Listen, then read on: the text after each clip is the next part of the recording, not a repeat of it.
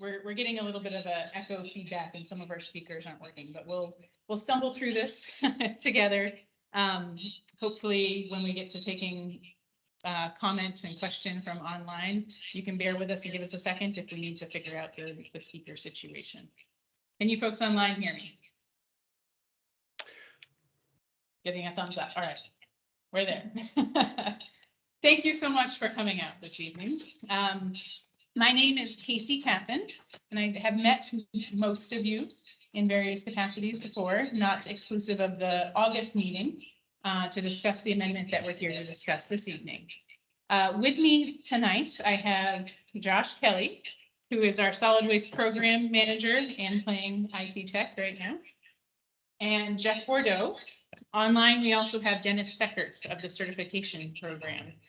So if you run into any issues there, or if there's any connectivity issues like we had at the last meeting, we have someone online to help work through that. We are here tonight to talk about the NEWSVT underdrain amendment that the solid waste program is currently considering. This is the same topic we had the August meeting for. We've extended the comment period now until October 7th. So we've got 2 weeks after this point. I think the original notice did say September 29th. I see Pam taking note of that. The online system reset it out another week and we're going to stand by that. So October 7th is the new end of comment date. Any comments that you make here this evening are counted as comments. Any comments that you choose to send in by writing are counted as comments during this process. And all will be responded to in a responsiveness summary when the program makes its final decision on this amendment. So that's process-wise what we're looking at. No changes from the last time we spoke. We thought this evening we would start off taking comment from folks that had any prepared written comments and then ending on discussion and conversation as time allows. For the folks that are online, a quick tutorial. If you haven't used Teams before, up in the top bar, you should see a reactions icon. And from there, you can raise your hand. And we didn't use that last time, but I think if we can tonight, if folks online, just raise your hand. We'll keep track of the order here and we'll try and rotate between comment in the room and comments online. And these hybrid meetings are a learning process for us all. So if that's not working, let us know. Or if something online isn't working, let us know. And we'll do what we can to problem solve. If I may, for folks online, if you want to turn your camera on and wave at us, if you're confused about how to make a comment, that's fine too. We can see you on video. So that's another way if you have a comment that we could comment. Yeah, there is also the chat box to the left of that reactions where you can type in comments or discussion points or ask to speak as well. And we'll try and moderate that as well as we can. So I was not planning on having a formal presentation this evening. We did that at the August meeting. And at this point, we're ready to open it up to comment. I do have, the figures and slides from that last, from the presentation on the underdrain amendment available if we need to look at anything and walk through it together. So I'm going to open it up first to the room. So I'm not seeing any hands raised online yet to start the comment process. If anyone has something they would like to start with. I wonder if you could just do a snapshot summary just to make sure that we're all kind of on the same page with regard to the proposal in question. Yep, I'm glad to. So. And before you start that, and when we do get into comments, if you could just say your name before your comment so we can keep track of it. Thank you. You're welcome. And if you didn't sign the sign-in sheet, just while we're dealing with logistics, if you want to sign in and give us a contact email, you'll be added to the interested parties list for future notifications on this process. And for the folks online, we do have a record of who's attending and we'll add you if there's anyone new there. So the amendment that's under consideration and for discussion this evening is an underdrain PFAS treatment system. So at the landfill, there's underdrain collection systems that are installed in each phase of the landfill. So as it's been constructed, there's been multiple underdrains installed. The underdrain that we're talking about tonight is underdrain 3 and has had PFAS concentrations detected within that collected groundwater. We have not seen other, just wanted to put that up so people have context, sorry. We haven't seen other contaminants that lead us to believe it's related to leachate being discharged into that groundwater. We've seen PFAS and some arsenic on occasion. And for the PFAS, what we've seen coming from the groundwater, when we detected it in the groundwater at that underdrain discharge, we asked the landfill to install a groundwater monitoring well to see if there was impact to groundwater down gradient from that underdrain discharge. And we did see concentrations of PFAS in the groundwater, not in exceedance of Vermont's groundwater enforcement standards, but at a level that we asked the landfill to try and mitigate this PFAS discharge and impact to the groundwater. What they've proposed is a granulated activated carbon treatment system to be installed at that point of discharge on that groundwater flow.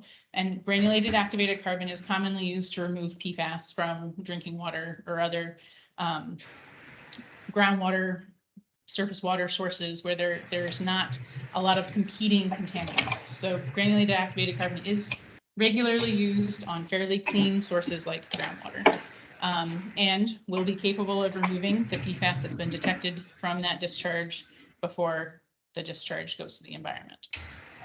So that's what was proposed for the solid waste program to consider. We've drafted a certification that will allow for the construction of that system, require monitoring of that system and management of that system, and includes ongoing groundwater monitoring at that down gradient location where we saw the problem to see that the system is improving groundwater quality.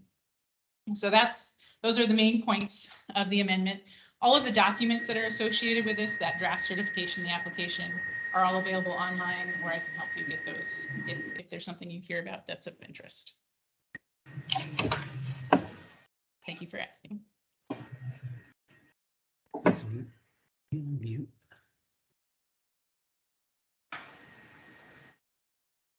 I just got asked if we're on mute. Can someone not, are you Mr. folks online hearing me? Mr. Barrows, did you hear all that? He's my thumbs up guy. He tells me when we're good. Give me a thumbs up. All right, Thank you. good. Thank you. All right. All right. We have people online muted at the moment. We are going to unmute you. We're trying to make sure we don't have too much feedback. So again, if you want to make a comment, we will be switching eventually to folks who are online. Might start with folks in the room. Yep, I think we have one more here in the room. If you want to talk online, raise your hand. We'll get to you. Yes, sir.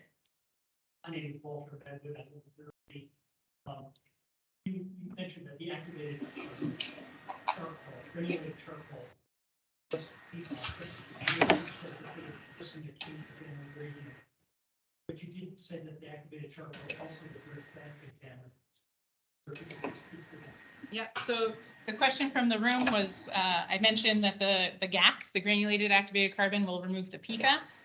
The question was, is it also capable of removing arsenic? And GAC is capable of removing a broad suite of contaminants far beyond those two things, but it's been a reliably used treatment system for a number of contaminants for many years.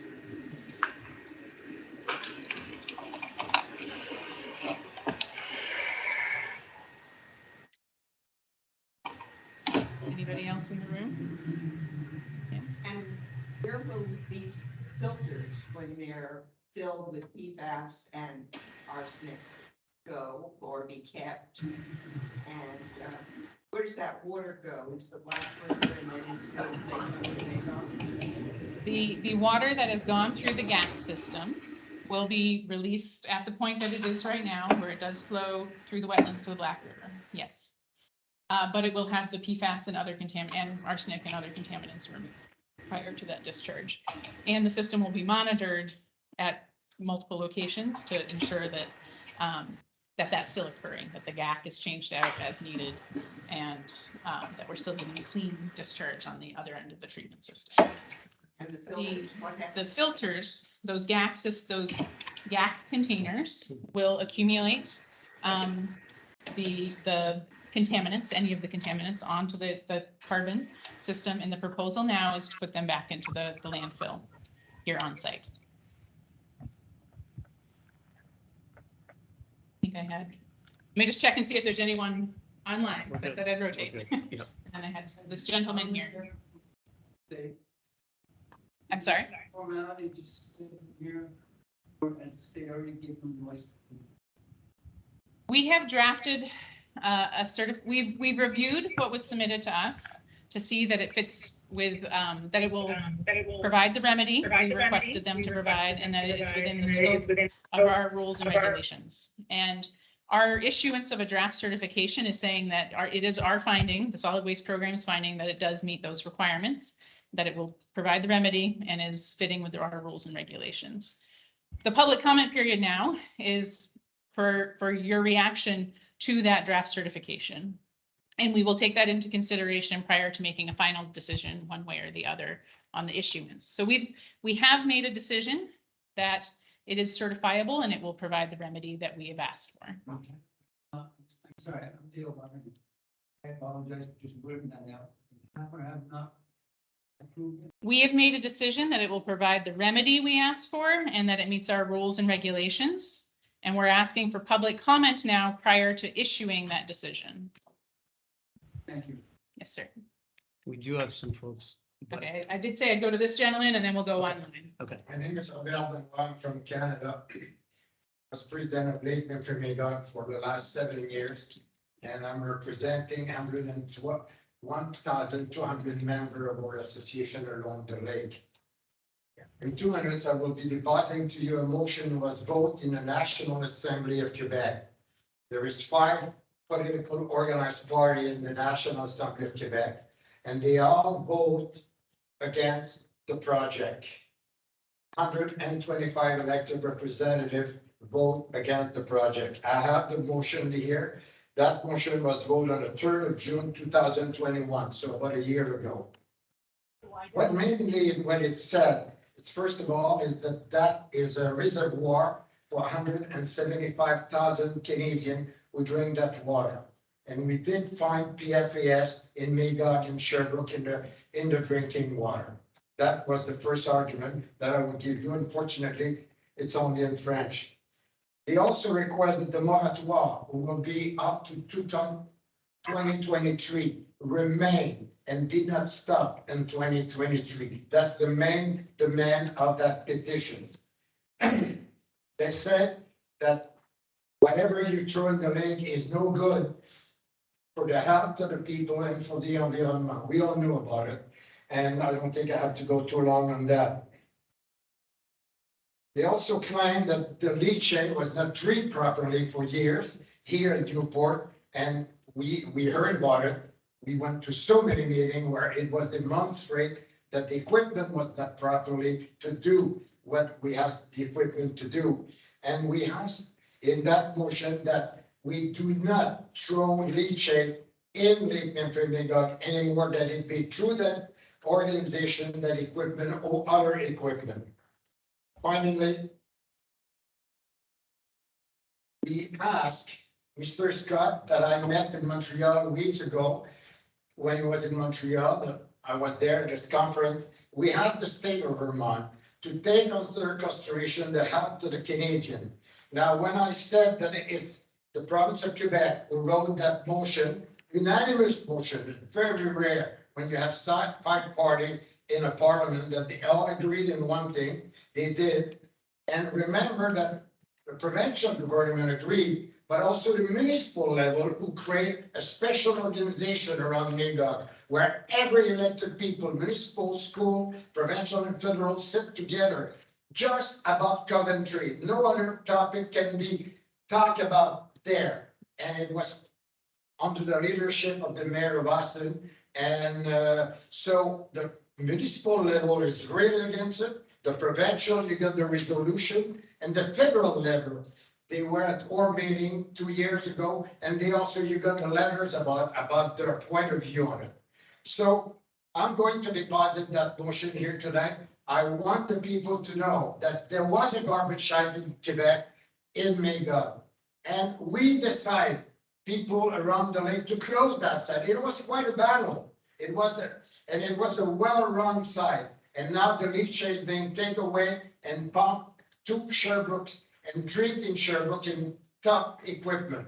So what we saying, we did our effort, And we asked the state of Vermont, we asked Casella, we asked Newport, we asked you at the RNF in Vermont to take us under consideration. And when I heard that pile will be increasing and increasing, we don't see the end of it. We just don't see the end of it. If you tell me that another 2 years and we will close the place, that we will be willing to negotiate with people. When I see they have a lease of 20 years, 600 tons a year, there is no end to it. It's going a monster, being bigger and bigger and bigger, and we getting frustrated about it.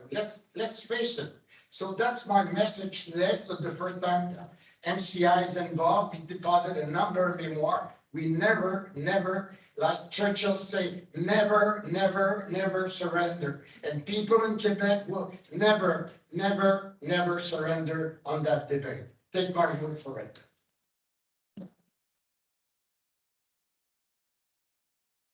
It's in French, but if you go to Doodle, they will give it to you in English. All right, thank you. Okay, so I think the next one will be Lindy Sargent. We need to change the audio Yep. first so that we can get that audio come through for people. All right, we're gonna go to you, Lindy Sargent, online. Okay. But like I thank- said, it's gonna take us a moment to change the speakers, so. Okay. um, Can you I apologies. can do that for you if you want. Yeah, just move it up. It's working now? Oh, it's on. Yes, we can hear you. We're setting up the speaker.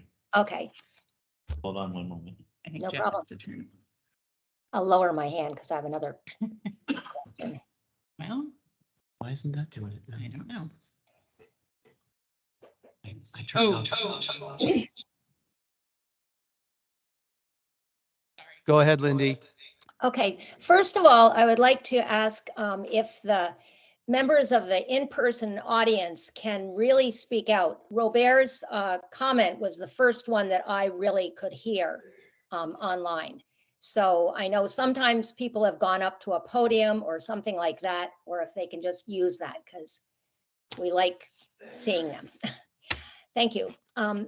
So I'm Lindy Sargent from Barton, and I've been a member of DUMP since 2018, when some community individual with eagle eyes spotted that tiny warning in the newspaper that signaled that News Vermont was requesting a 51-acre expansion. Reacting as most people would to the 65% increase in that mountain of garbage was like, what? More trucks on the road, more odors, more tonnage. Volunteers started a local group to study this BMOS, so poorly cited on Lake Memphremagog. I'm speaking for myself as I share these comments, but we as a group have learned a lot in these 4 years of research and meetings as we've continued to educate ourselves on the latest science related to solid waste management and the impact and hazards of landfills. Not only is the information not heartening, but unfortunately, we have witnessed a continuing lack of monitoring, regulating, planning, and transparency in your governmental agency in charge of the state's only landfill. We have not received responses previously. I know you've mentioned that you will be able to do so this time, but we haven't received the responses with any specificity or explanation of comments we've registered. And this has been over a number of permits.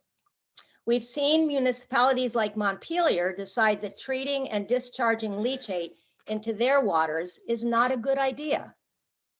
Perhaps they've been listened to?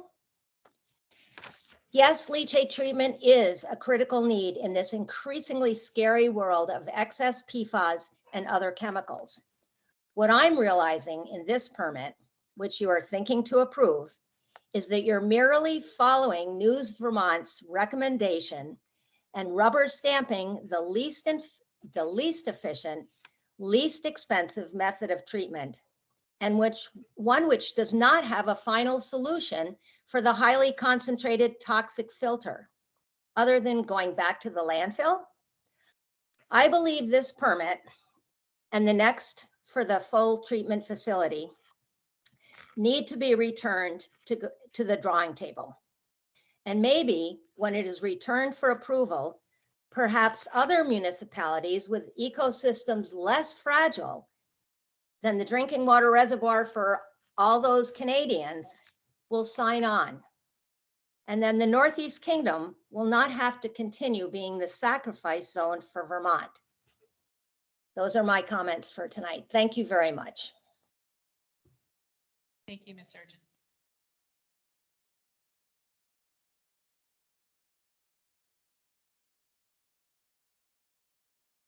Anyone else in the room? Come up to the mic. Yeah, I think.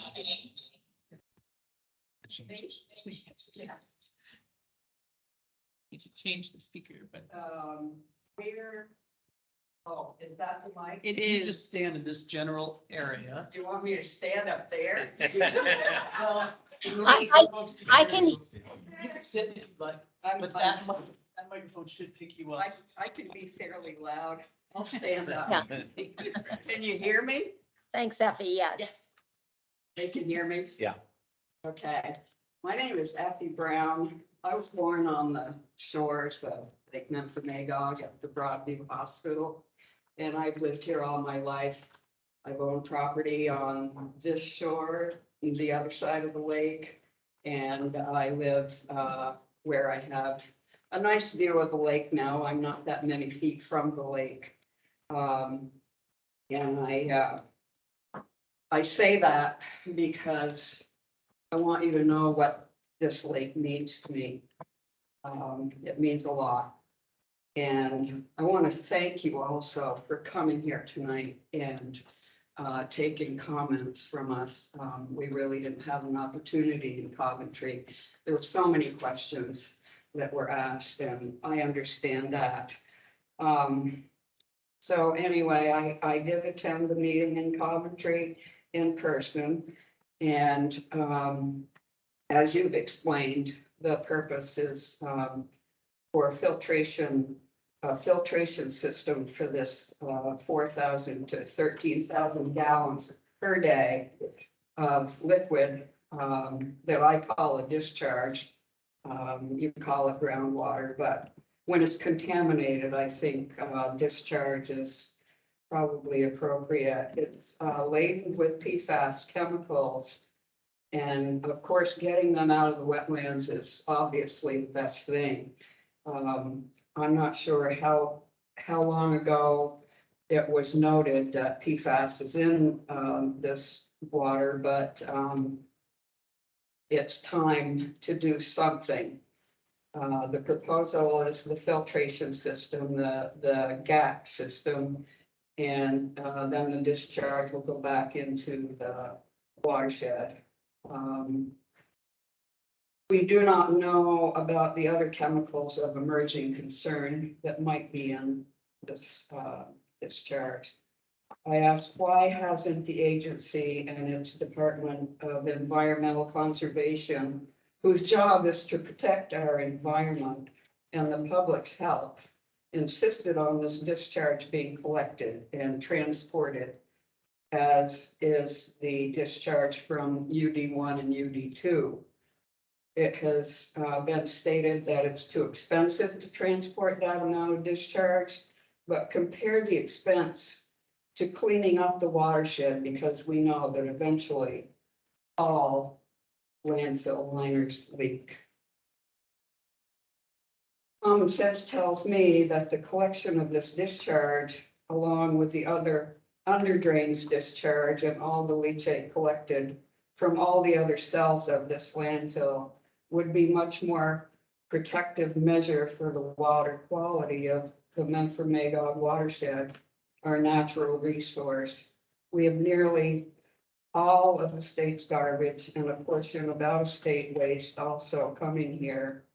This underdrain 3 treatment proposal is a foot in the door for the proposed pilot treatment project of leachate. That scares me.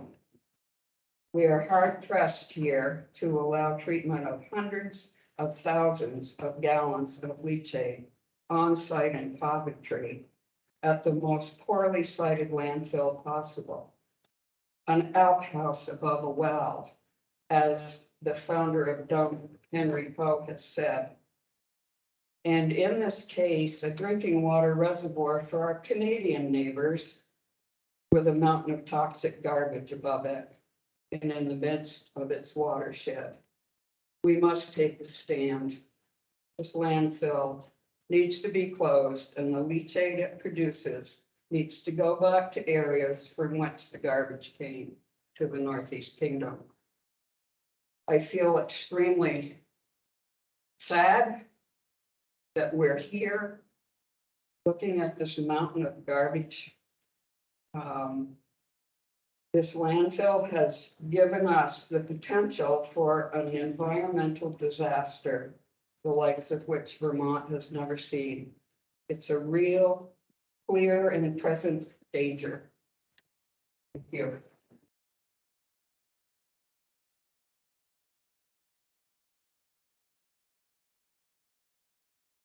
Yes, sir. Gallons, but they expect to be something annual. There will be no discharge of sludge associated with this treatment system. Those sludge when you discharging into the. So How many gallons per year? it'll be the treated groundwater that's been collected from beneath the landfill. On the other side of the treatment system, it will discharge to the wetland at between 4,000 and 13,000 gallons a month is what we've been averaging. 4,000 and 13,000 gallons a month, which I'm not very good at math on the top of my head. I'm sorry. It is daily. From our monthly reporting, I'm sorry, yes.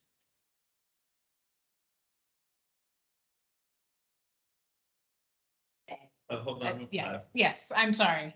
We get monthly reporting and it's a measurement, a daily measurement in that reporting. I said monthly, but it's daily, yes. I think we have one online and then we'll come back to you. So we need to change that. Yeah, so we're gonna change over the speaker again and then we'll go Who are you going to to? Jay. Jay, it's going to And be if you your can- turn right now. Go ahead. Right No. when, right, almost right now. Hang on. Ready? You're still got the mute symbol there. Hang on just a sec. Go ahead, Jay.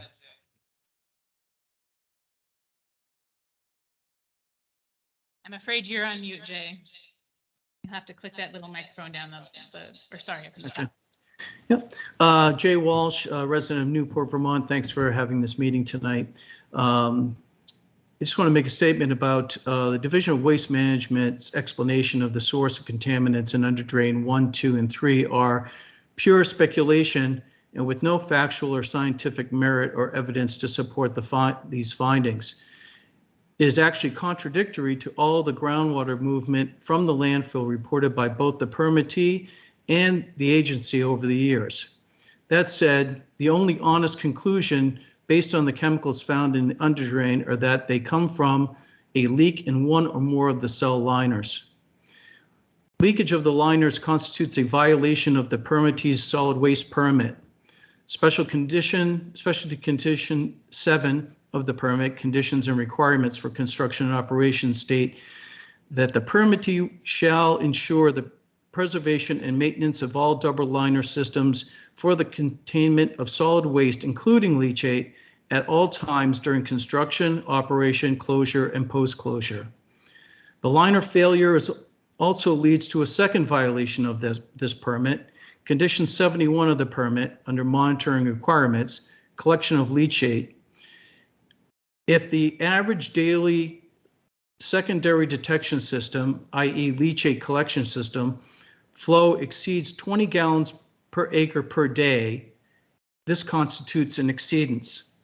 There is no way to accurately determine the volume of that exceedance from the leachate collection system if the leachate from the secondary liner is leaking into the ground below.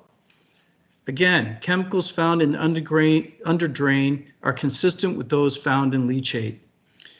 In addition, permit requirement, releases, corrective action, and continuing obligations of NEWSVT permit, Condition 92 states, in the event of exceedance caused from facility operations at any point of compliance for underground, surface water, or drinking water, that section goes on, requires the permittee under number 92C to conduct all studies necessary to determine the source and extent of contamination. The true determination of the source and extent of what's coming out of underdrain 1, 2, and 3 has yet to be proven by or required of the permittee. Otherwise, we would know what the source of this contamination is. The permit should not be approved without the full investigation to determine the source and extent of this contamination. That's all I have to say.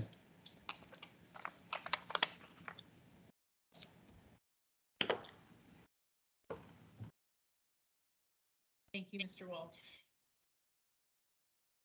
I think we had a page behind you. Would you mind coming up so folks online can hear you? If you do, if you do mind coming up, I can restate your comments as long as they're short enough for my memory. My name is Woodman Page. I'm a long-time resident.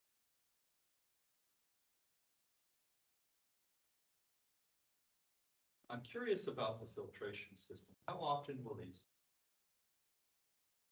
And you mentioned it filtrates a number of chemicals. What are the chemicals not filtrated? And those chemicals that are not contained in that place, are those chemicals being produced? And currently, there is discharge that is correct. 13,000 gallons From this underdrain, correct. So in a way, you are trying to do something. This filtration system. I also wonder whether there should be other filtration systems that should also be included besides this one system that you. Thank you for those questions. I'm going to try and go through them and answer them briefly. We will get you more complete responses certainly down the road for any of these comments and questions. For the filter changeout, the drafted certification as it is right now does require monitoring of the liquid coming into the treatment system, the midpoint of the treatment system, and the end of the treatment system bi-weekly initially. And that is to help us understand how quickly these GAC containers might fill up all of their storage spaces with the contaminants. And that will inform how often they need to be changed out. It is expected, given what we're seeing for concentrations in the discharge right now, that will be a significant period of time, and that biweekly is much shorter than that would ever need to occur over. So that initial monitoring is to help us figure out how the system is responding and reacting and what those changeouts need to look like. The system is also set up, like I said, we're monitoring those 3 points, and it's set up so that way the most filtration happens in those first canisters, and then the water's cleaner as it moves through. And so we have kind of a backup filtration each step of the way. We're not depending on the first containers to do all of the work. Your second question was towards the filtration effectiveness for other contaminants. GAC is very effective at inorganics, organics, metals, the suite of contaminants that we currently are sampling for, which are the contaminants sampled for at landfills around the country. And GAC would remove all of those contaminants. There are things, and I'm not denying that GAC is less effective at removing some contaminants than others. And that's why we have this monitoring program set up, is to see with what we're able to monitor, if anything is coming through. And then your last question, I didn't write down before you stepped away, and I'm sorry. Yes. Install besides just Yep, so the final question raised was whether there are other treatment systems that could do this same removal of the PFAS and the, or could be food. or be included. There certainly are other treatment systems available for contaminant removal in general and specifically for PFAS. The granulated activated carbon is expected to be effective. And that's why we have the monitoring program. If it isn't effective, if we're still seeing discharge after the treatment system or impacts to groundwater, then we can reevaluate whether additional treatment is necessary. But at this time, based off of our understanding of GAC, which is a widely used treatment technology, we believe it will be effective. And when might you know whether this system is effective? The first indication that it is not being effective would be through that monitoring program, which will be initially twice bi-weekly, every other week. Does the monitoring assign a representative from your division to be there full time? We will not be doing the monitoring. It's a requirement of our permit that the landfill has it submitted to us. Like all of our monitoring, third-party representative is contracted by the landfill and reports to us. Why wouldn't you contract with a consultant or engineer rather than landfill itself? That is a fair comment. It's not our structure at this time. And we do count on the professional accreditation of those contractors and third parties. We heard a comment at the August 18 meeting, from a gentleman, a long time resident of New question. If Casella has the authority to choose its own consultant, will it not choose the consultant who has, over time, given them the answers that they want? Do you want It's a very fair question. True third-party objective monitoring. Yep, thank you for the comment. Do you want to see if anyone else online has comments, or are we? I was just going to repeat that comment because I don't know if folks online could hear you. If you have further comment, Henry, I'm going to invite you to come up.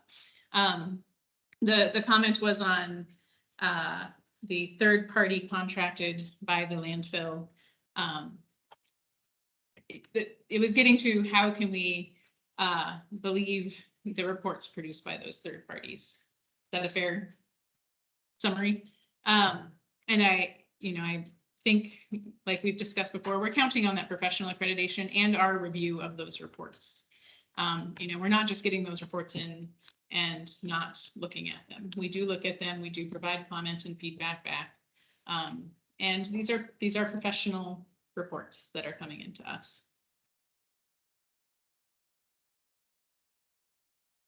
Did someone say there was someone online? Nope, back in the room. All right. Would you like to come up to the microphone? Thank you. I'm Peggy Stevens. I am a member of the advisory committee of DUMP, but I would be here whether or not I was. I'm a concerned citizen. I am on record in previous comments to ANR as insisting that the current Act 250 moratorium on treatment and disposal of landfill leachate anywhere in the Memphremagog watershed be made permanent, not only to protect the water quality and health and safety of the environment, people, and wildlife of Vermont, but because the lake is a drinking water reservoir for at least 175,000 Quebec neighbors. The same moratorium should apply when it comes to the UD3 treatment proposal for several reasons.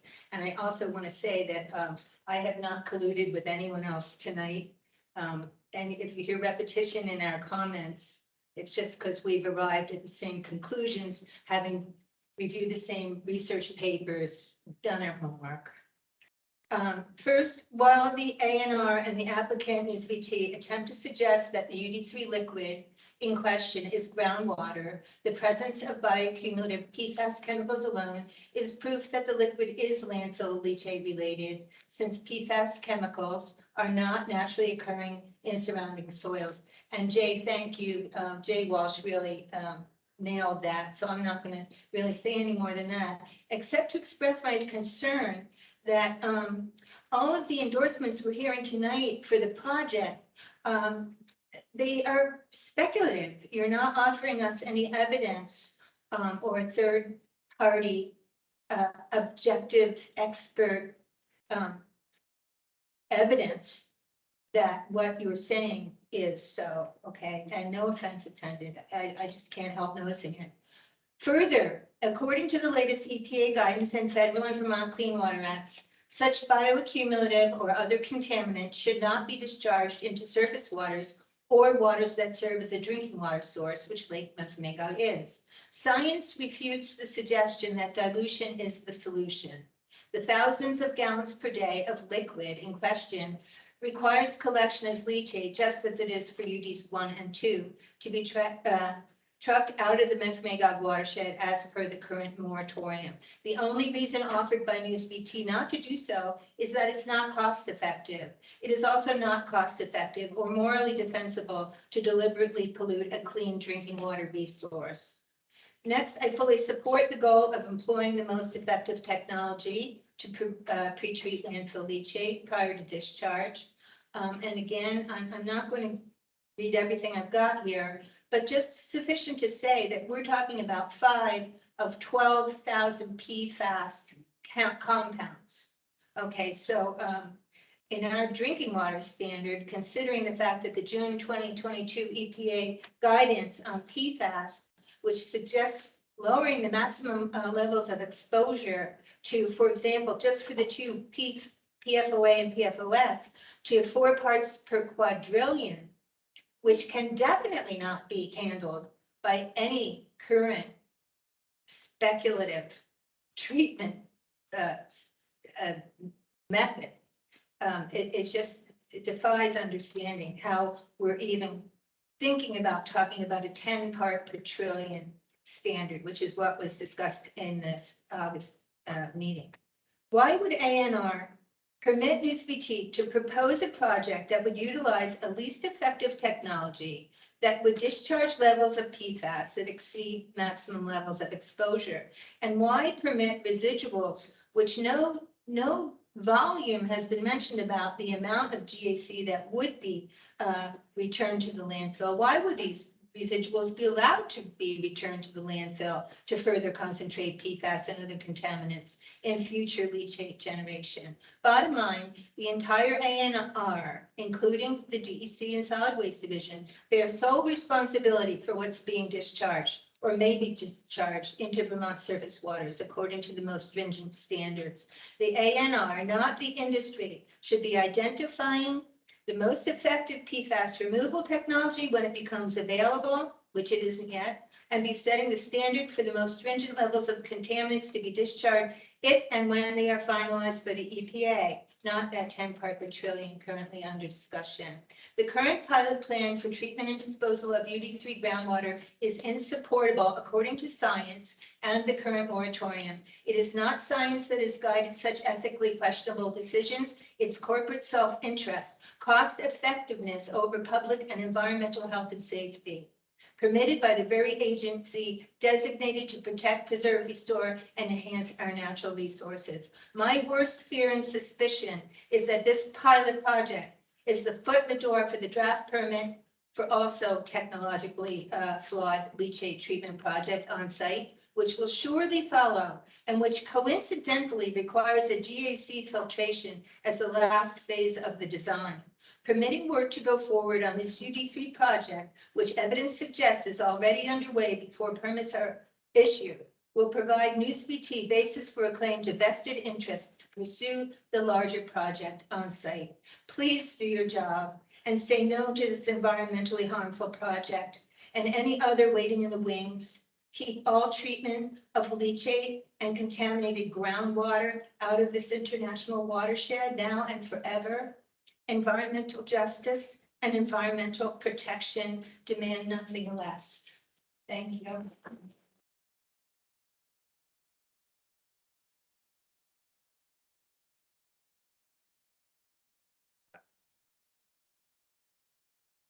Please, sir.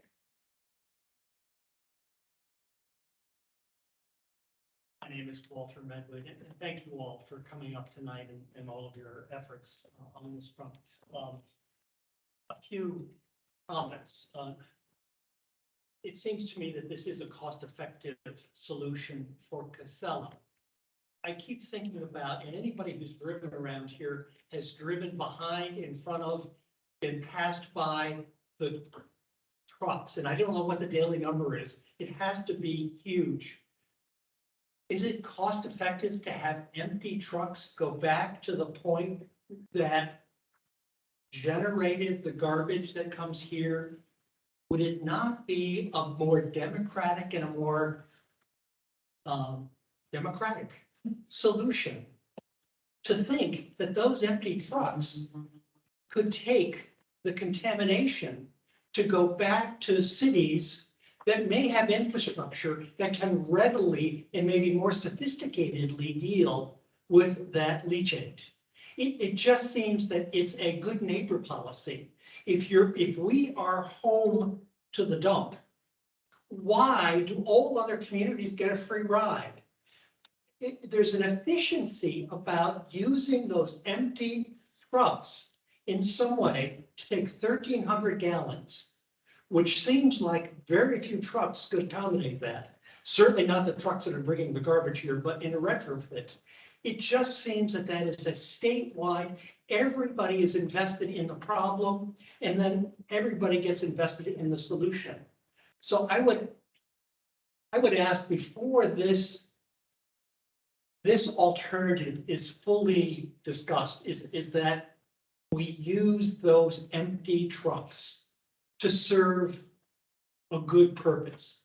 We should not be the total solution for everything in this community. It should be distributed around the state because the garbage comes from all around the state, if not beyond. And that just seems to be a democratic and a good government solution. Number two, I would ask the question about the quality of the discharge. For instance, is it drinkable water? Could I, at the end of the day, take the water that's gone through the granulated charcoal system and feel comfortable in drinking it? And so I get that would be a question. Third question is about testing. And I think you've talked about this. It seems that we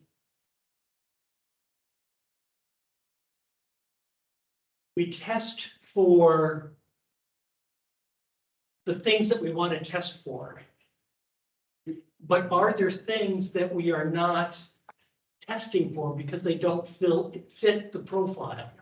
So again, it's perhaps related to the question about drinkability, but are there substances that are entering the lake ultimately that perhaps we're simply not testing for because they're not in the protocol? And I guess the last point, and thank you for your patience. It seems like no solution should be offered, should be issued, no permit should be issued until the citizens of the state, especially the citizens of this region, know that there is a more permanent solution to dealing with this. Our time will run out, but for until that time, as government responds and said, we have a plan B.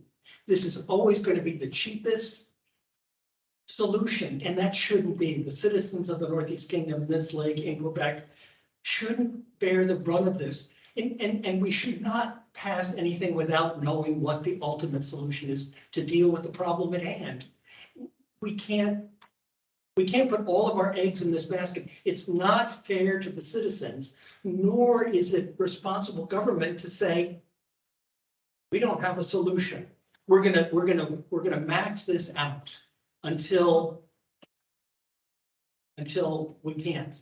And again, that's a black hole. And the permit should not be issued until the state has arrived at the ultimate management protocol for dealing with garbage in the state of Vermont. Thank you very much.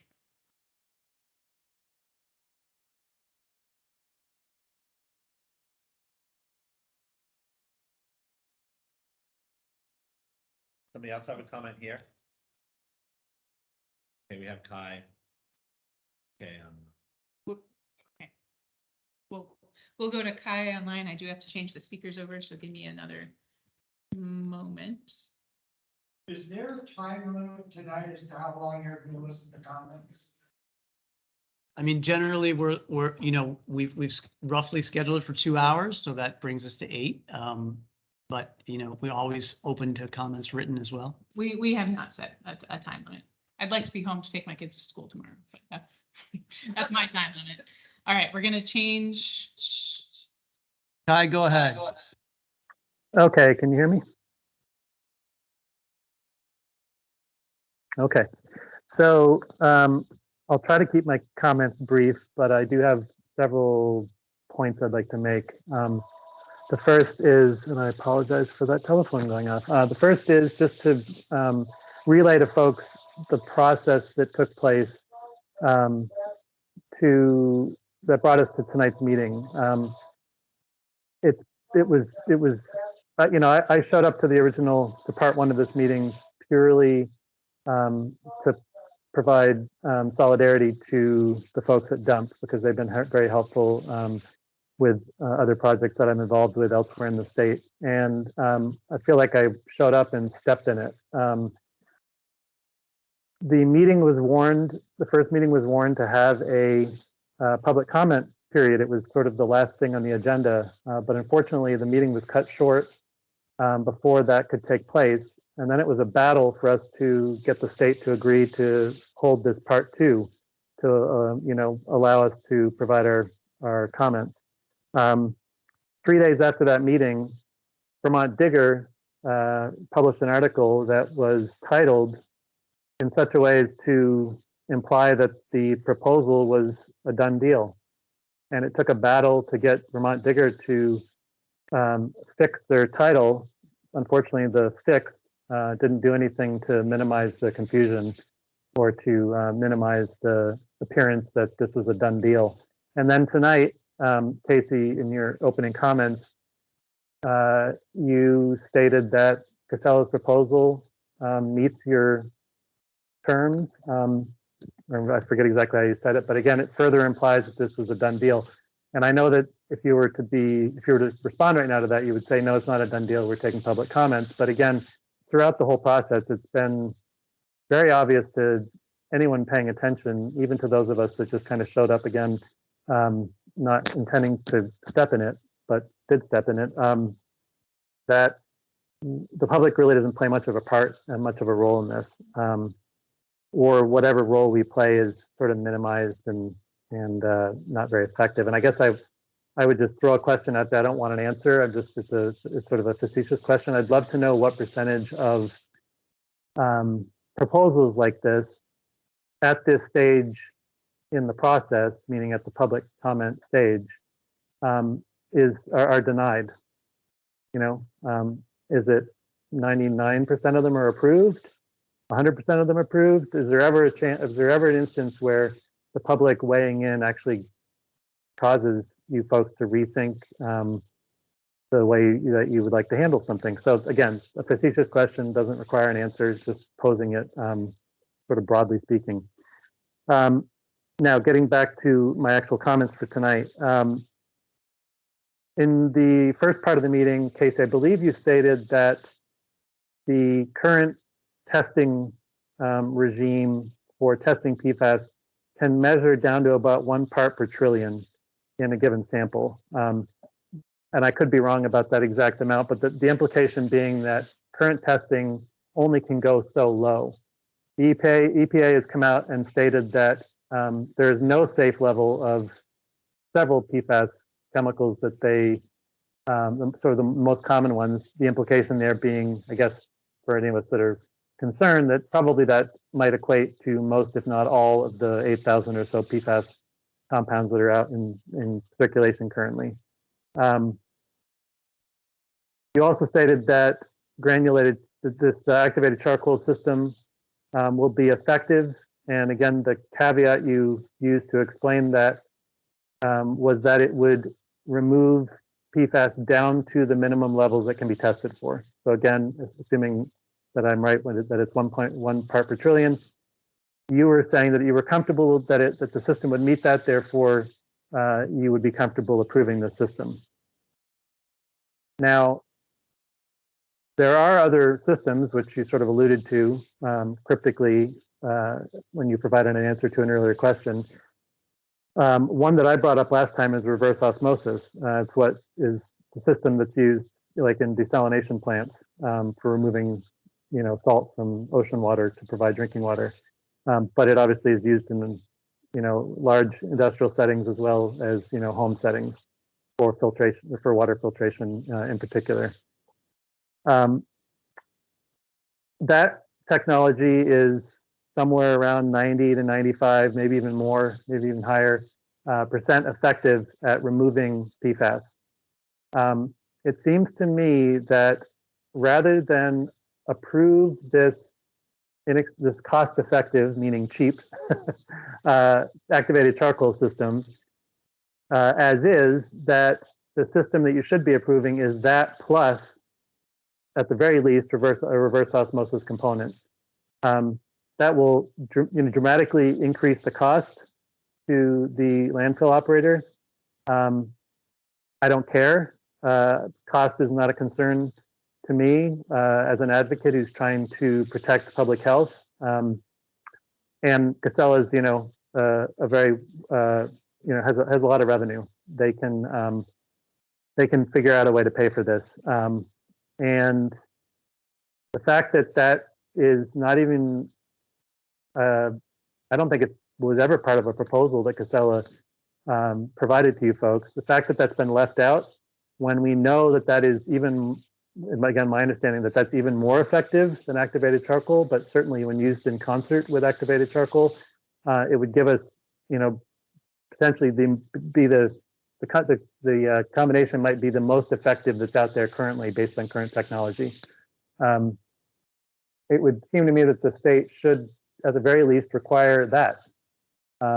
Because by approving the activated charcoal system, the implication is that PFAS will still make it past that system and end up in the watershed, the Lake Memphremagog watershed.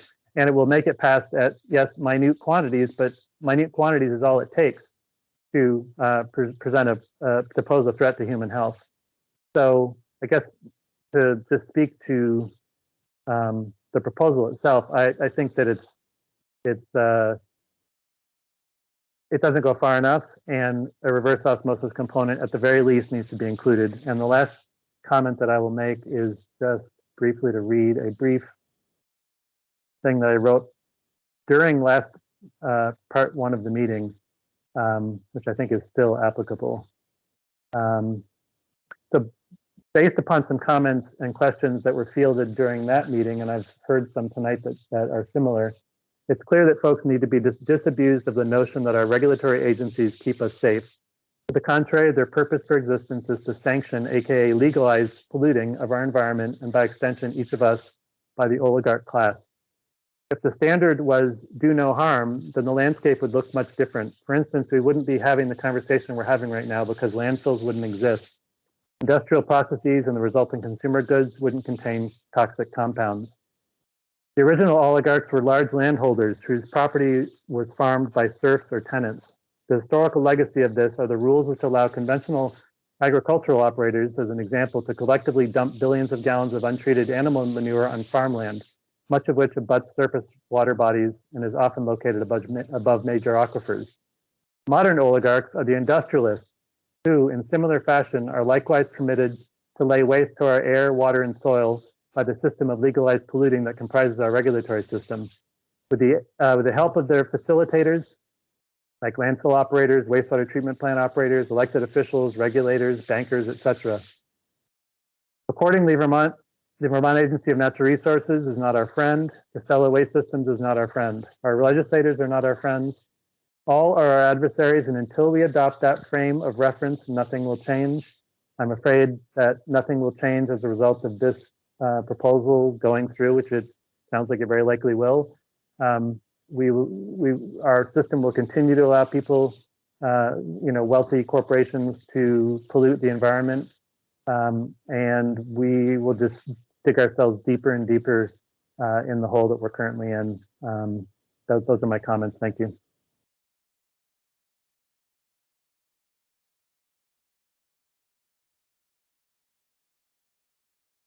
So in the room here first.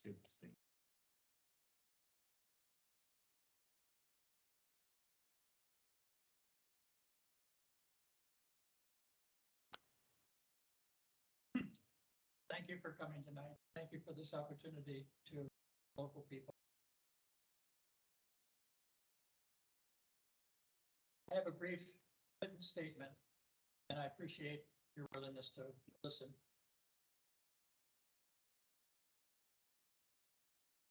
My name is Henry Coe. I'm the father of 3 and grandfather of 7, all who live in the Newsvt watershed. On August 18, unable to read testimony, I submitted a written statement and including a brief review of academic and journal research, which concludes that gravity flow GAC granulated activated carbon filtration systems, while the cheapest, are only partially effective for removing PFAS, especially short chain compounds as found in landfill leachate. This is research that I conducted. I have a little background in science, not a lot, but I do read journal articles. Filtration methods suffer from the need to transport residual contamination filters, membranes, and adsorbent media into safe storage solidifying capsules. This UD3 project is described in the News Vermont Consultants Project, calls for all residuals going back to the landfill without encapsulation, only to further concentrate toxics producing leachate having to be treated later. The project before you has no discussion about the one promising technology for total destruction of PFAS, known as supercritical water oxygenation, or SCWO. All PFAS treatment technologies are in their infancy. This project at UD3 is premature and will fail in meeting new close to non-detect standards that the EPA is coming up with.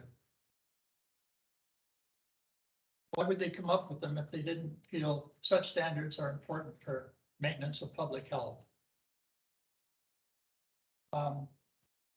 We urge your panel to require collection of contaminated liquid at UD3 and transport it with all other leachate to more robust public treatment facilities located in areas of higher population which produce this waste. I'm a member of DUMP.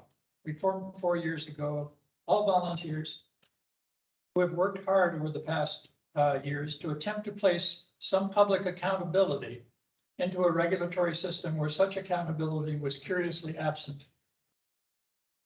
I've done personal research on all the history of your permitting of the Casella Corporation applications to expand or to increase volumes per year.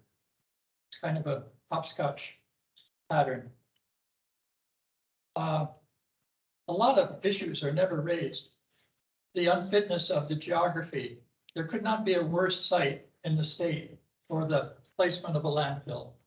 I say that because it is surrounded literally on 3 sides by wetlands.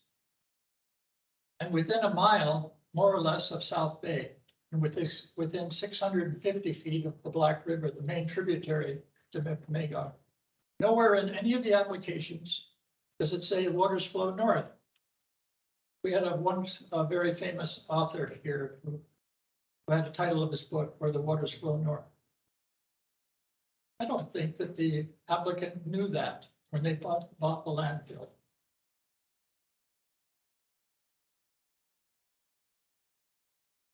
there's no mention of the South Bay Wildlife Management Area. This was a renowned east-west wildlife corridor. You ask any old-time hunter or wildlife person, it's now a dead zone. The landfill is in between. It's a dead zone. There was no mention until dump members brought it up of the leakage of forever toxic chemicals, PFAS, from the landfill into our surface and groundwater.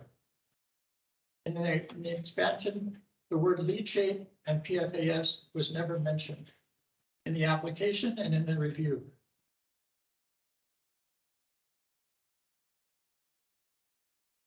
And little mention is in the whole privatization from government to a private corporation to deal with our solid waste. I think that public government still has a role, just as it does in supplying fresh and sanitary drinking water. It has to have a role in the treatment of our solid waste leachate. But you're over a barrel because you have failed to keep up and revise your comprehensive state land use plan. It was last addressed in 1987, 35 years ago.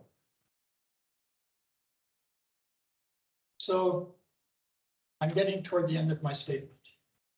So among all these factors, probably the most important factor that I've not yet mentioned is one that is most obvious. Can you determine what it is? It's the fact that in no case have we, as local people, been asked to give our consent to invite all this garbage in our area and for our waters to be polluted. It's going to happen just as sure as crap runs downhill. It is going to happen.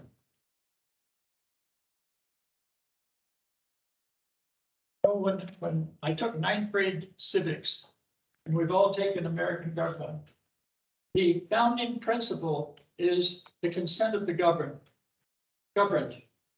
We have never been asked to consent to this behemoth that is before us, that has transformed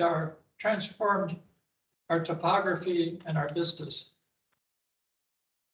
I used to fish in the South Bay with poppers in the evenings. We would eat those smallmouth bass. It was wonderful. It was a productive zone. It's a dead zone today. The catfish, I'm sorry, the bullheads have about 35% of them have brown or black cancerous lesions on them. I'm not saying it's come from the landfill. We don't know yet where it's come from, but it's in our surface waters. It's contamination. I got to thinking about how waste is handled internationally. It was not long ago that we all sent that America sent all of our plastics and our electronic waste to China. Business as usual, business. Until the Chinese did not consent any longer to receive it. They said, no, enough. There are international treaties regarding waste. The Basel Convention is one. And it was very enlightening to me to read about the Basel Convention, signed by over half of the world's countries. Canada is a signatory. It's based on the principle that waste is the responsibility of the producing country or region and should be treated as close to its origin as possible. It requires a documentation, a written documentation of consent and agreement prior to exportation or importation of waste from one region to another. Why shouldn't our state be equally enlightened? We've never been asked to consent to Burlington, Rutland's, Montpelier's garbage, or certainly not from out of state. You need to protect our environment. I have one last thing and I'll read it. Were local folks residents of this watershed, other than residents of the unzoned, were local folks and residents of this watershed, other than the residents of the unzoned town of Coventry, ever consulted and ever told of Casella's intentions? Not to my knowledge.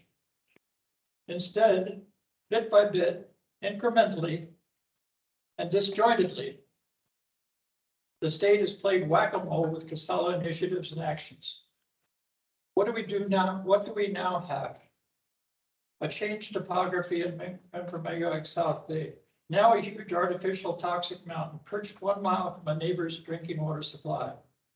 Vermont's government, including our legislature and our governor, see our Northeast Kingdom as a third world country.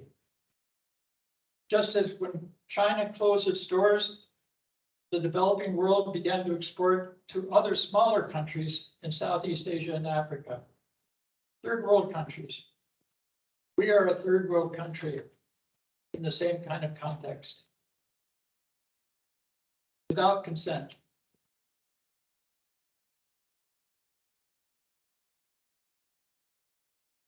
Increasingly, a higher percentage of out-of-state trash will come.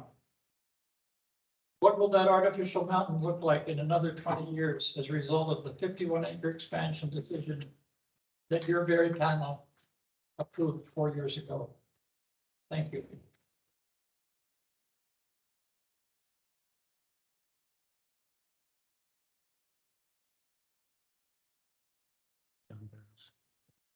John Barrows, we're going to change over to you next. Go ahead. Hi, this is John Barrows. Can you hear me okay? Oh, thank you. Well, it's hard to follow Henry Coe. That was a very eloquent speech, and I think history is really important here. 30 years ago, when Casella was allowed to purchase this property in Coventry, who would have dreamed that we would be in the mess we're in today? But the scientists and state regulators at that time permitted this huge landfill that is polluting Lake Memphremagog and has been polluting it. We look back today, 30 years later, and say, how could they have done that? 30 years from now, will the scientists and the Vermont regulators say that was a mistake? The things that this permit tonight and the continued letting leachate into Lake Memphremagog. I think we have a serious problem here at Lake Memphremagog. I'm very concerned about the future of it. I have 2 step-grandchildren who live in Newport who have already given up on Lake Memphremagog. They will not swim in it. There's other beautiful lakes in the kingdom that they choose to go to, but they and their friends have already scratched Lake Memphremagog from swimming or recreating in.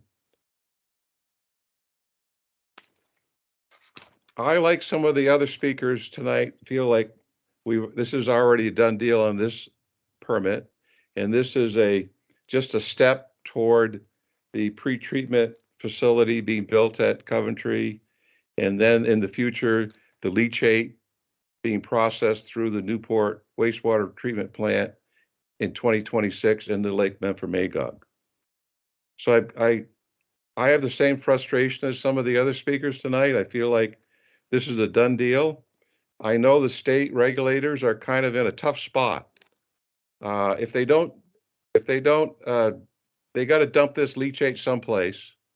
And unfortunately, I think Memphremagog and Newport is going to be sacrificed. I don't see anything changing that.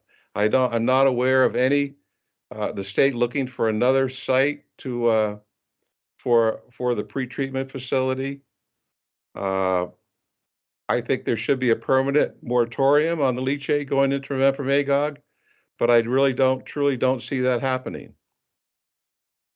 I think once the people in that live on Lake Champlain and Burlington realize that, the 11 million gallons of toxic leachate that's being poured into the Winooski River is polluting Lake Champlain, they're going to be really concerned. I think we all know that this 11 million gallons of leachate that is a huge problem, and they got to dump it someplace, and the state doesn't have a choice, so they're just going to dump it into Lake Memphremagog in the future. So while it's nice to hear that you're going to do a pretreatment, take out a few of the PFAS, I guess that's a step in the right direction, but it's a very small step, and you're sampling for a few things. I'm concerned about the things that you're not sampling for. I'm concerned about all the contaminants that are going into the leachate that aren't being tested for, that aren't being sampled, that are just pouring right now into the Winooski River, and I'm very fearful that in the future they'll be poured into Lake Memphremagog. I think the state regulators that are here tonight and your scientists, I think you know that there's a tremendous downside of all this leachate being poured into Champlain or Memphremagog. But you got to pick one thing and you're going along with it. So I wouldn't want to be in your position. It's very unfortunate. So obviously I'm against this permit. I think it's a step in the direction to returning leachate to Memphremagog. As Henry Cole pointed out, South Bay used to be a place where you could fish and swim, and now it is a dead zone. It's a contaminated South Bay full of fish, primarily the brown bullhead, which have cancer, which has been proven by the Vicky Blazer report in 2018. There was a gentleman asked before, should I drink the leachate that comes out of this? Could I? Well, I think we all know the answer to that. You don't want to drink it. You don't want to swim in it. You don't want to eat any tomatoes that are grown in it. You don't want to do anything with it. And this is what I call a monumental mistake by the lake here, this Casella mountain of trash. But I'll stop there and thank you for the time and thank you for having another meeting so we all get a chance to air our views, although I think they're, I don't know for what it's worth, but thank you very much. Thank you, Mr. Barrett.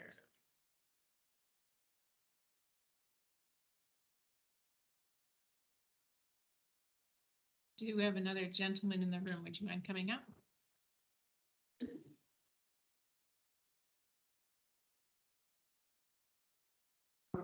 My name is Mike DeLance. 45 years I lived in Newport, and I don't have a view of the lake like Effie does, but I do have a view of the dump. It's 1 mile from my house. See it. I see the trucks go by every day. You know, every 3 minutes there's a tractor trailer, bang, bang, bang. Okay.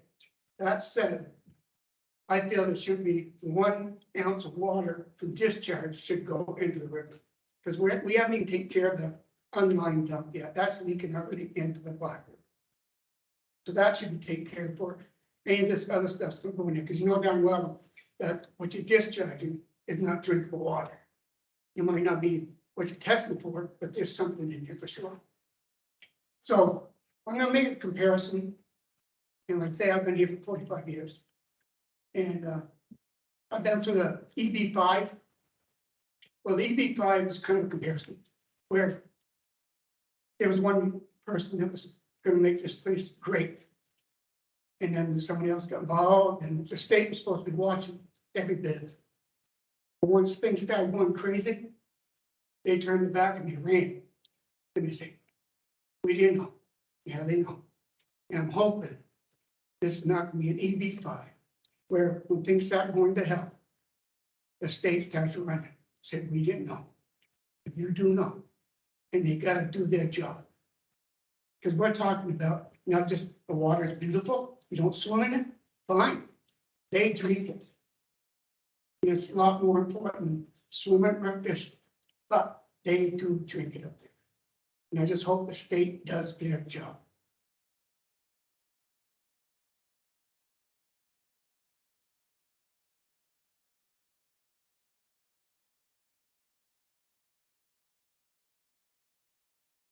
Yes, please.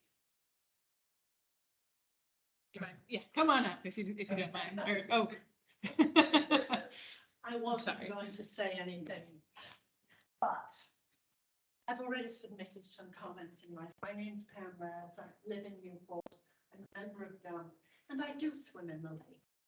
And I've even started to question the sanity of doing that. And that's really sad because it's such a beautiful body of water, and it's one of the reasons we live here. Vermont is trying to attract people.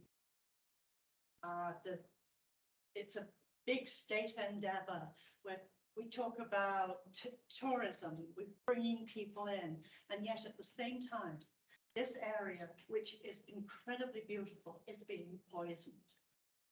And I looked today at your website and the website for DEC, Department of Environmental Conservation. Your mantra is respect, protect, enjoy. DEC is preserve, enhance, restore, conserve. How on earth is any of that being followed? When we talk about releasing millions of gallons of leachate, and leachate, no matter how you scrub it, is never going to be watered on. And you have said more than once, when leachate is treated, it becomes water. It's not. It will never be safe because we don't know what we don't know. We don't know what is still in it. 4 years ago, when we were, as DUN, we're trying to convince anybody who would even begin to listen that there were chemicals in the lake, PFAS chemicals. The response was a shrug, like, oh, well, they're ubiquitous. They're not really harmful. Well, guess what? They're really harmful. And the evidence is very clearly there now. And yet we're continuing to do that. Insanity, that is insanity. Doing the same thing repeatedly and expecting a different outcome. Absolutely crazy that the state, and this is you guys, have allowed there to be only one working landfill in this entire state. You've allowed a corporation, and I'm not saying that they're any different, any worse, any better than any other corporation, but their responsibility is to their shareholders. If we reduce our waste, conserve, recycle, like good citizens, good environmentalists, the landfills are permitted to take more of other waste, and they will do that because their responsibility is to their shareholders. It's not to us. It's not to Canada, who are on the receiving end of whatever goes into this lake. Whichever way you drove into town today, did you stop on the Long Bridge and take a look across? Next time you're coming in, do that. The Long Bridge is as you come along the causeway, it's the bridge right there. Look across. That massive mountain that you see in front of you, that usually has a crane on the top of it, that's a clue that you don't ski there. That is the landfill. Take a look. That is what we see every day. Go up Pleasant Street, into the Pleasant Street extension, stop on the top. You'll know exactly where that is because you can't miss the view again. You don't see it when you're down on the ground in Coventry in the same way, but take a look at what we see. This is our home. This is the home of many of us. Environmentally, animals, fish, you name it, we live here. Why are you destroying it? Why are you supporting the destruction of this environment? Okay, thank you.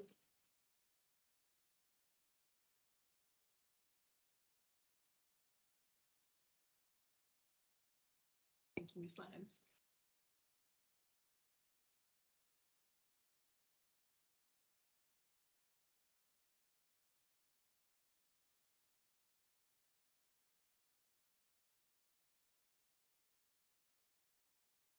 I am Chris Jacobs from Albany. I'm also a member of DUN. I would like to thank you first for rehearing, extending the comment period. I was just saying to Henry just a moment ago that I thought it's too, I think it's too bad that you guys, the three of you, have to listen to all of us saying the same thing over and over again to a certain extent. All of ANI should have to be sitting here and listen to this. So that it gets to a few more people. I mean, yes, you're gonna write out comments and one thing and another, but how many people at Anarch are really gonna read it? Really understand it? This is, as you should know, and probably do know, is a farce. There's been, there was another hearing, many years ago on dump expansion. 70 people spoke against it. Nobody spoke in favor of it. Did that stop it? Did that affect it? Not the least. As you've already said, your decision's already made.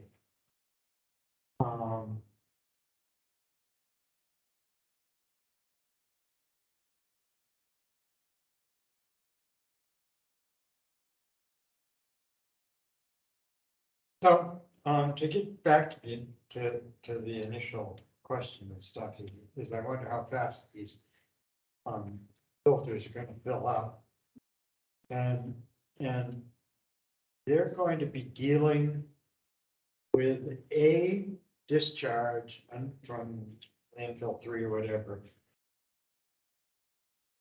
and yet that's only a very, very, very small percentage of leachate coming out of here, which is now going down to Montpelier, who isn't capable of treating it. All right, it's just a convenient dump, which means we're putting it into Lake Champlain instead.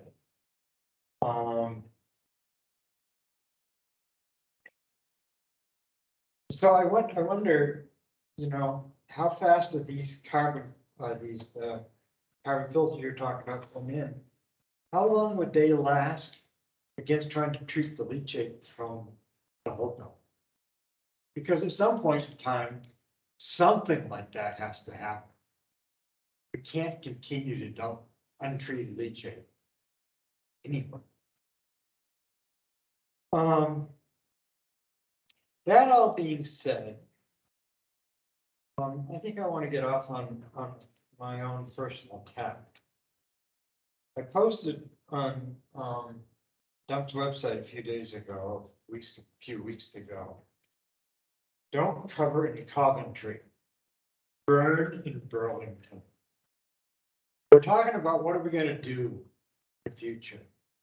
Why don't we build a big incinerator in Burlington and incinerate all of this waste? Not burn it, incinerate it. So we're talking about ultra high temperatures. Then we can also heat water. Now we can heat Burlington. Now we also no longer have to take all of this trash to Coventry. We can take it where it's generated. And then there's this issue of, well, yes, but that's going to pollute the air. And yes, it probably is.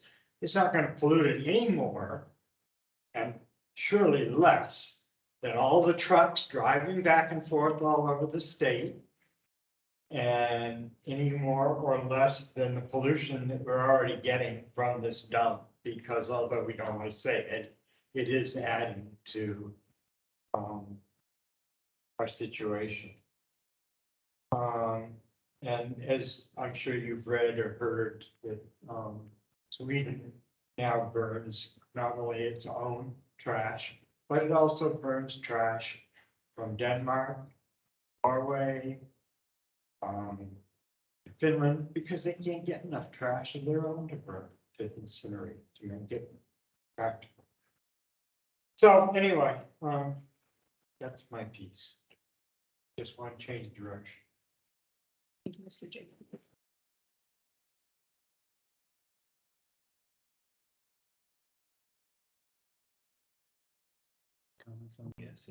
Anybody from online have a comment they want to make? You can raise your hand or come on camera and wave at us. We can see you if you come on camera.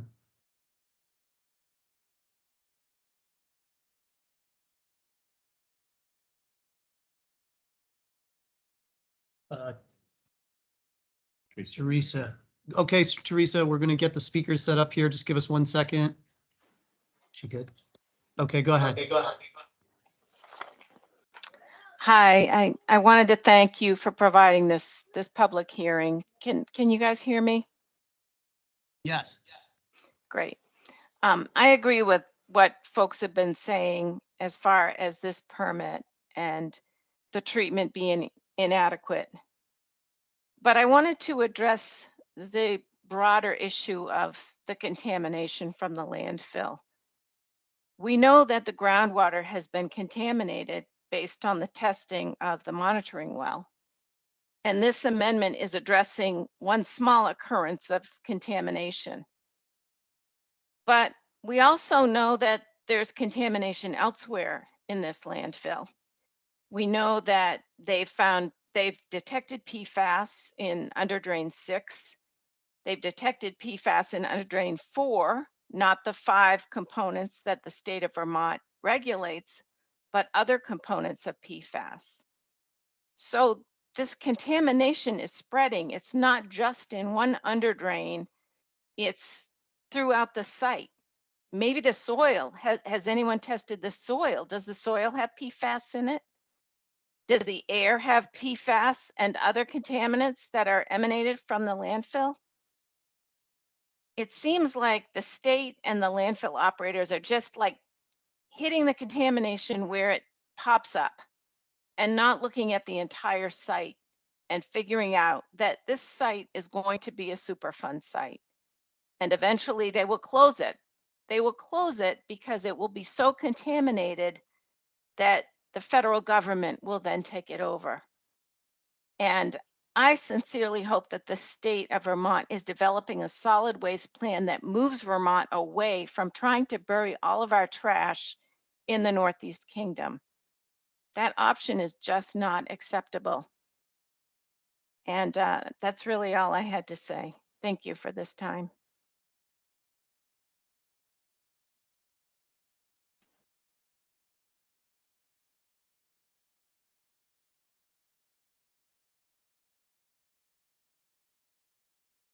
Any others in the room? I'm Ann Chiarello and I live in Newport. And I find it really sad when you said a while ago about one small aspect of this, which is, and there must be many, many other ones, where you just say, well, we don't go out and sample anything at Casella. We don't send out somebody to take a sample from drain 3 or drain 4 or whatever. And we don't ourselves take that sample that we see it get taken and then we send it to a lab that we trust because that's not our system. Well, I think when you hear yourself say that, you have to think, maybe the system that we've got set up is wrong and maybe you should be pushing really strongly to get your own sampling and your own testing. And you might say, well, that's expensive, Anne. You know, it's expensive for the state to do that. Well, first of all, you have a the legislators have come tonight, some of them. And if you presented to the legislature that, you know, this is something we really need, we need to know that we've got legitimate stuff and we need to know it's been legitimately tested, you know, they may be sympathetic to you. And if you discuss it among yourselves, you could come up with another system with respect to testing.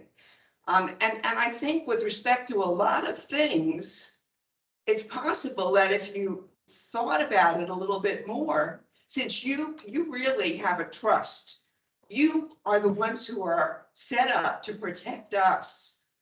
And you have to want to think that you're doing it the best way you can. And so I really ask you, I know we're talking about drain 3 or whatever, but I really ask you to think about your system if it doesn't allow you to do the job the way you should be doing it. But just another aspect, I haven't heard anybody specifically address that with you.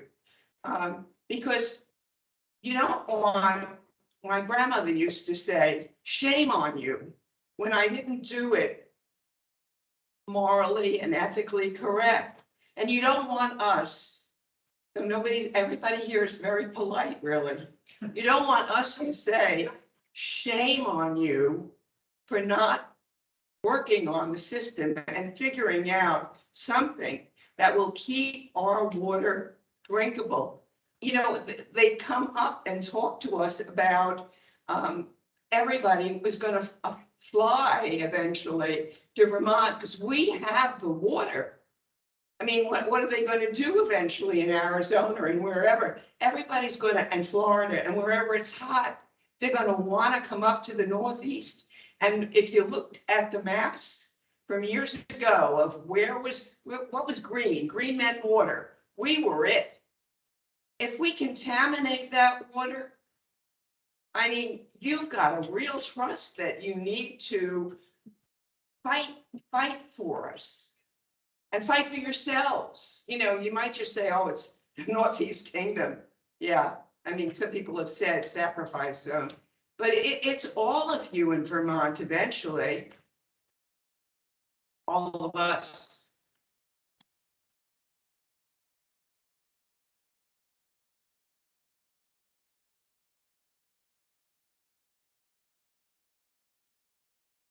Down here.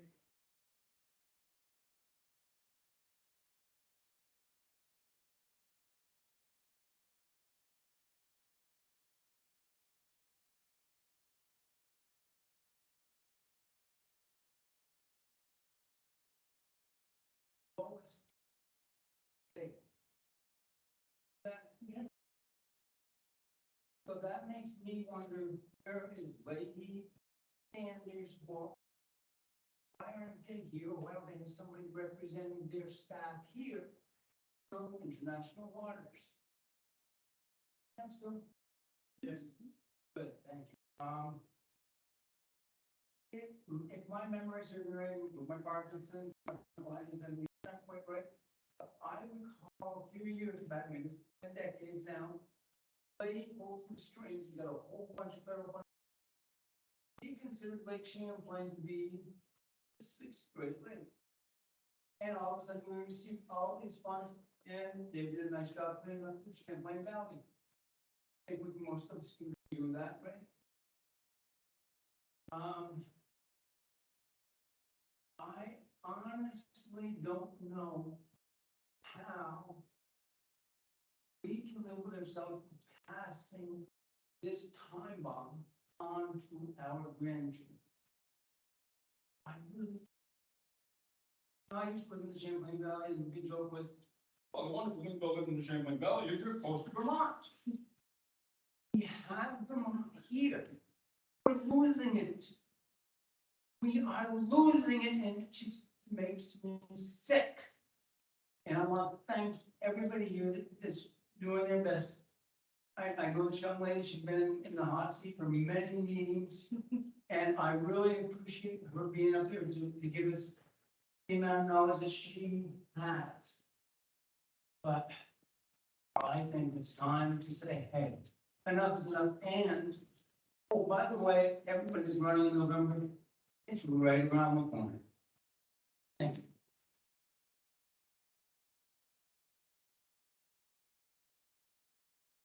Mr. Donahue.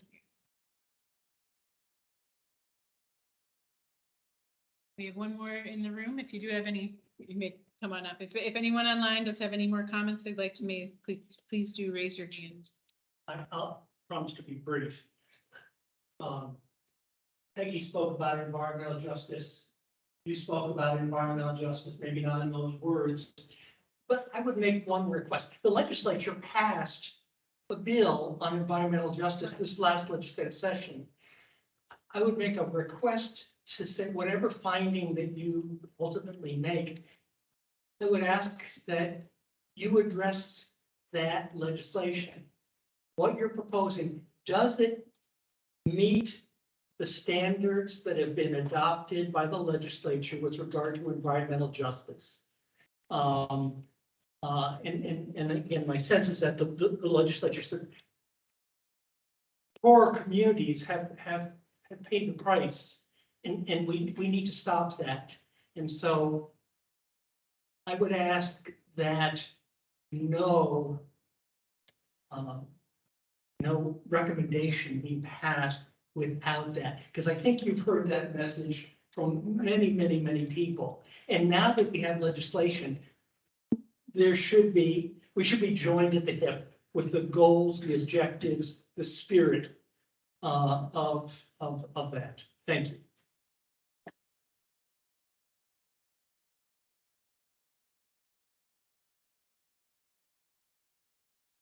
Anybody else online?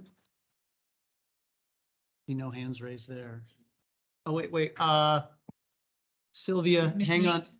Hang on just a second, Sylvia. We're going to change the mic and then you can go ahead. You ready? You just need to take yourself off mute.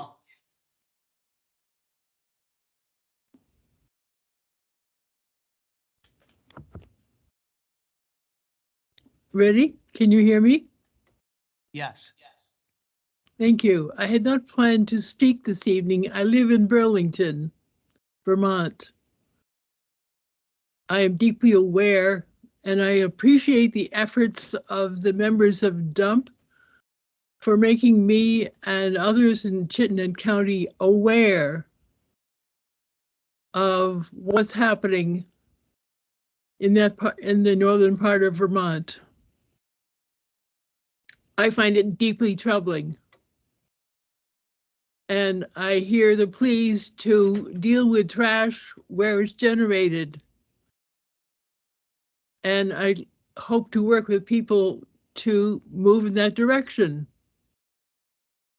I do not accept this permit as being the answer.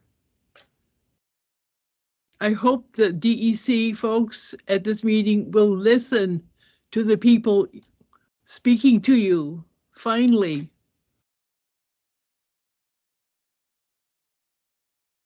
This permit needs to be amended.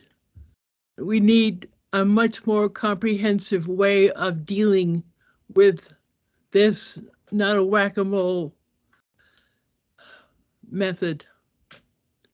So I'm asking you to use the precautionary principle. We need to protect water for this generation and for future generations, for Canadians, for United States. Water is precious. Once it's contaminated, you can't uncontaminate it. Prevention, please. Please do not approve this permit amendment.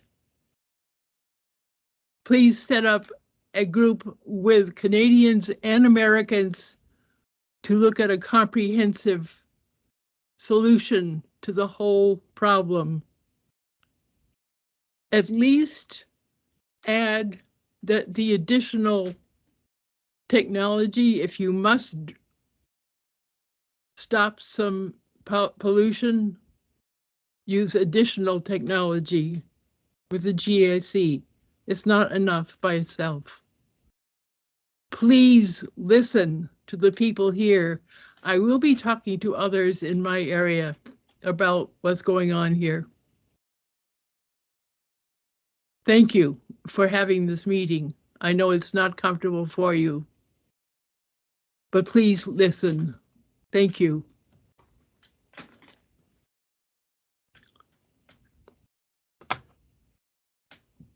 Miss Knight.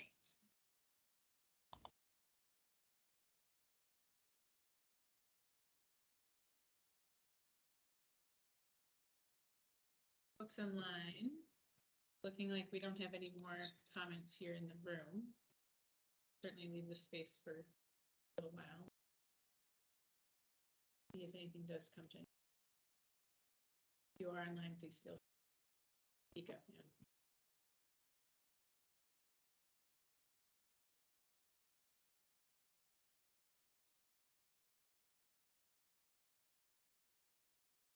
Seeing none, there is always the opportunity to provide written comment on this.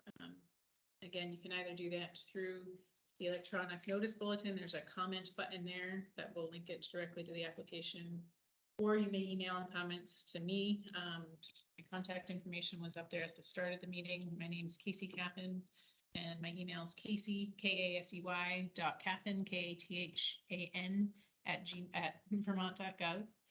And be taking comment through October 7th on this. And again, our process after that will be to go through and respond to each of those comments as part of our decision-making process from that point forward. Yeah, I just want to thank the folks online and especially the folks here for coming out and sharing your thoughts with us tonight. Thank you.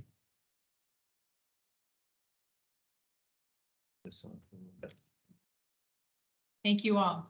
Well, we're going to leave our screen on, but I think that is the conclusion of our meeting. If you would like to head out. Thank you.